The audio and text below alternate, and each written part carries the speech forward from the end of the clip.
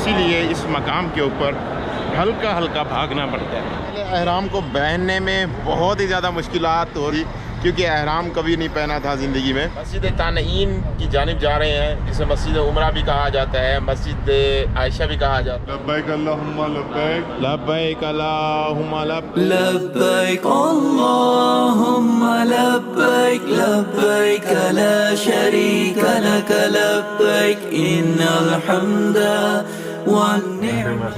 आराम से उम्रा कर सकते हैं पूरा मुकम्मल।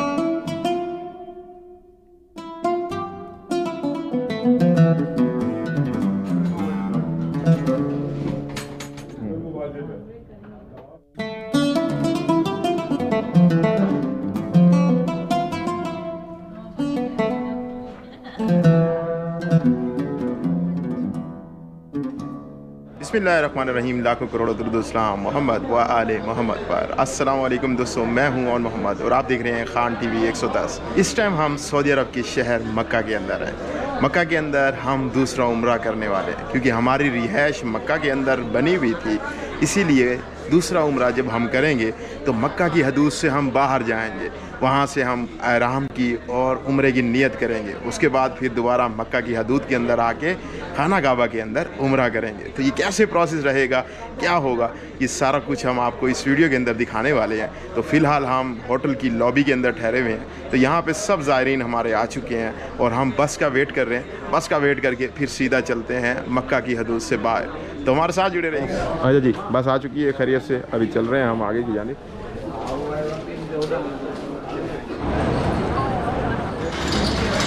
अच्छा जी, बस के ऊपर पहुंच गए, सब ज़ायरीन बैठ रहे हैं हमारे। और उसके बाद फिर हम उस मस्जिद की जानिब जाएंगे, जहां से हम नियत करेंगे उम्रा की। नियत करके फिर इंशाअल्लाह सीधा जो है ना हम दोबारा यहां पे वापस आ जाएंगे। जी, पहले एहराम को पहनने में बहुत ही ज़्यादा मुश्किल हो रही थी, क्योंकि एहराम कभी नहीं पहना था ज़िंदगी में। तो अब कोई इशू ही नहीं है, एहराम को पहनना मसला ही नहीं है। मतलब बिल्कुल जैसे एक नॉर्मल से बंदा कपड़े पहनता है, बिल्कुल इसी तरह ही एहराम को हम पहन के फिर रहे हैं।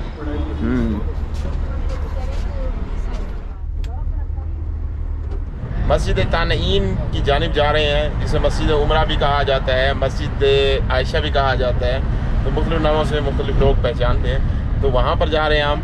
वहाँ पर जाके वो बेसिकली मक्का की हदूद है, वहाँ से फिर जो है ना हम उमरा की नियत करेंगे और वहाँ से फिर हम दोबारा खाना काबा की तरफ आएंगे। तो ये तकरीबन कोई 15-20 मिनट का सफ़र है। 15-20 मिनट का सफ़र करते हैं, वहाँ तक जाते हैं और फिर वापस मक्का मुकरमा में आते हैं। इस मस्जिद तक जाने के लिए तकरीबन 5 रियाल लिए जाते हैं, यहाँ पे टैक्सी वाले लेते हैं। उसके अलावा खाना काबा के साथ ही एक कब्रिस्तान है, जहाँ पर छोटी छोटी बच्चियों को एक दौर में तदफीन किया जाता था जिंदा। तो वो कब्रिस्तान मशहूर है। आप वहाँ से जिद्दा की मतलब गाड़ियाँ जा रही होती हैं, वहाँ पे जाएंगे तो फ्री में भी आपको बस मिल जाएगी, जो यहाँ पर मस्जिद के अंदर लेके आएगी। अच्छा जी, रास्ते के अंदर देखें कितनी खूबसूरत टनल भी आ जाती है, माशाअल्लाह, रात को दिन में बदलती है।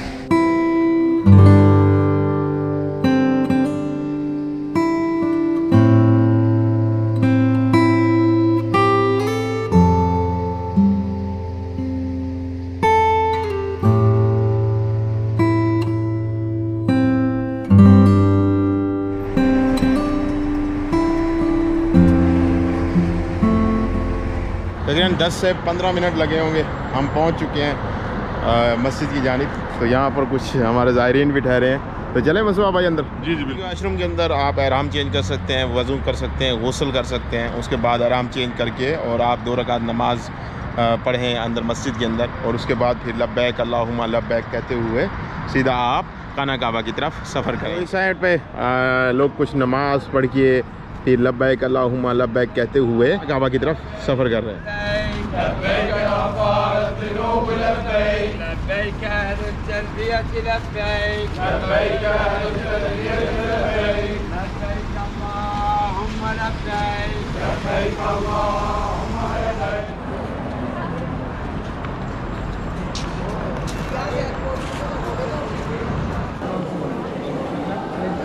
ये है जी खूबसूरत सी मस्जिद, जो मक्का की हदूद से बाहर है। और यहाँ पर उम्रे के एहराम बांधने की नियत की जाती है अपनी तरफ से और जिसकी तरफ से आपने नियत लेनी उनकी तरफ से मीकात मस्जिद तनीम से कुर्बतन इल्लाह। लब्बैक अल्लाहुम्मा लब्बैक लब्बैक ला शरीक लक लब्बैक लब्बैक ला शरीक लक इन्नल हम्दा इन्नल हम्दा वन निअमता वल निहमता लक वल मुल्क ला शरीक लक लब्बैक ला शरीक लक लब्बैक लब्बैक अल्लाहुम्मा लब्बैक लब्बैक ला शरीक लक लब्बैक इन्नल हम्दा वल निअमता वल मुल्क ला शरीक लक लब्बैक। से उम्रे की नियत कर ली है। आराम को भी हमने बांध लिया है एक किस्म का। यहाँ से बांधना चाहिए, वैसे हम अपने होटल से बांध कर आए थे, तो यहाँ से फिर दोबारा हमने वज़ू वगैरह भी कर लिया था और फिर उसके बाद अंदर नमाज़ वगैरह पढ़ी। बाद कोशिश ये करनी होती कि खामोशी अख्तियार करें ताकि आपके मुंह से कोई झूठ ना निकले, किसी की गीबत ना हो, तो इसीलिए ये खामोशी का कहा जाता है। तो अभी जो है ना हम सीधा चलते हैं खाना काबा की। लब्बैक अल्लाहुम्मा लब्बैक लब्बैक ला शरीक लक लब्बैक इन्नल हम्दा वन निअमता लक वल मुल्क ला शरीक। अच्छा जी, ये पुल जो नज़र आ रही है, ये पुल मक्का की हदूद है। यूं ही हदूद के अंदर दाखिल होते हैं तो फिर तलबिया बंद कर दिया जाता है पढ़ना। ये दोबारा टनल के अंदर आ गए। ये मक्का की असल में हदूद के अंदर हम दाखिल हो चुके हैं। माशाअल्लाह बहुत ही कमाल की ये ब्रिज बनी, टनल बनी हुई है।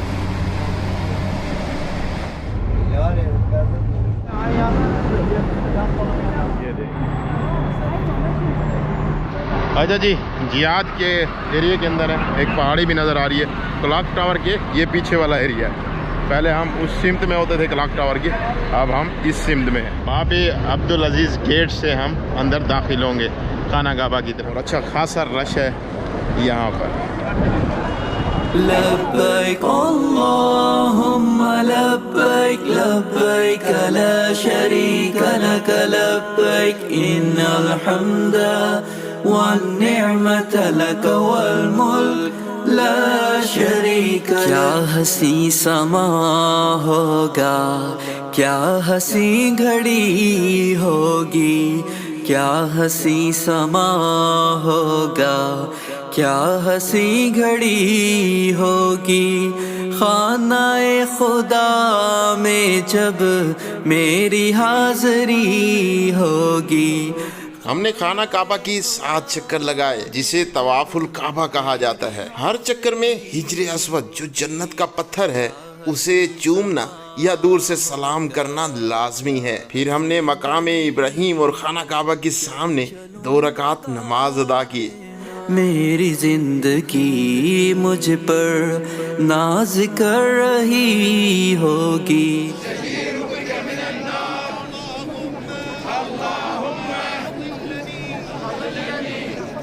इब्राहिम से नमाज पढ़ने के बाद अब हम जा रहे हैं सही की जानिब।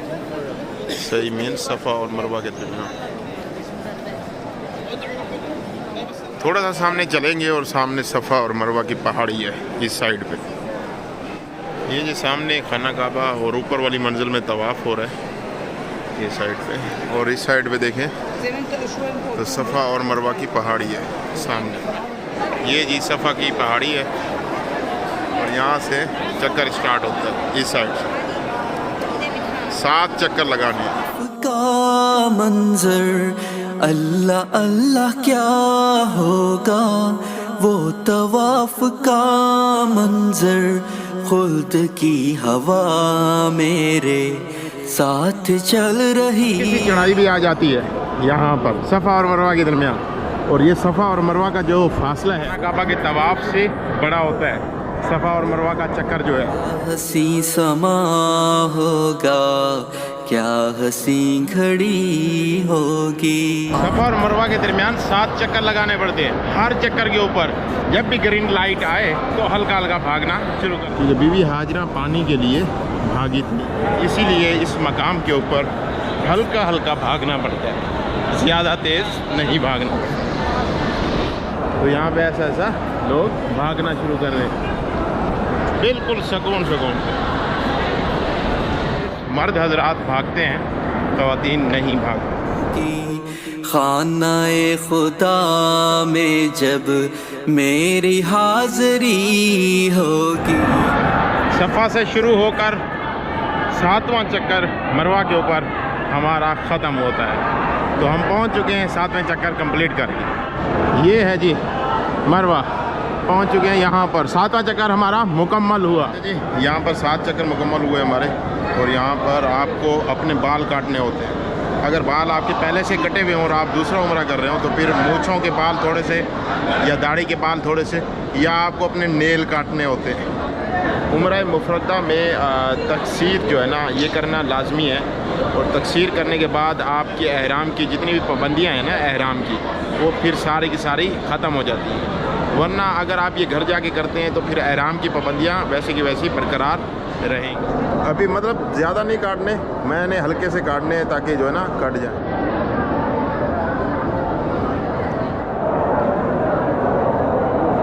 काटूंगा यहाँ से, फिर ये बाहर जाके मुनवा लेगा अपना सर। उस शर्त में इसके बाल काट सकता हूँ, पहले मैंने अपने बाल काटे हुए हैं, वरना अदरवाइज़ मैं नहीं काट सकता।